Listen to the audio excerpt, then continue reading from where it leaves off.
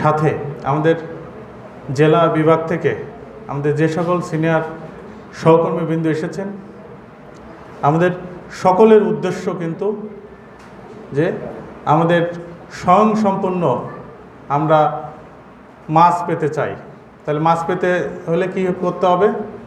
আমাদের মাছের যে ছোট এটা জাটকা বলি, সেটা কিভাবে আমরা রক্ষা করতে পারি, তো সেই বিষয়গুলো নিয়ে আমাদের যারা শরণখোলার আপনারা আছেন, আপনারা এই মাটির সন্তান, এখানেই বেড়ে বলে উঠেছেন, আপনারা কিন্তু অনেক বেশি জানেন।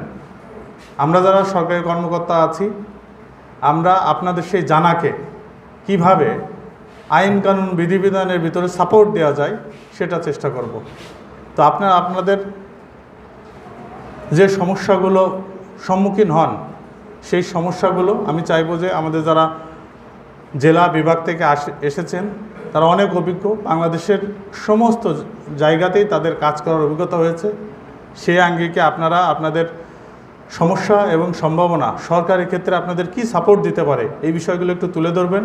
আমাদের সিনিয়র সহকর্মীবৃন্দ তাদের অ্যাঙ্গেল থেকে বলবে এবং সেই সব মিলে আমরা একসাথে সামনের শরণখোলার জায়গা থেকে কিভাবে আমরা জাটকা সহ সব জায়গাতে আমরা আমাদের সরকারের লক্ষ্য উদ্দেশ্য পূরণ করতে পারবো, সেই জায়গাতে আমরা চেষ্টা করব।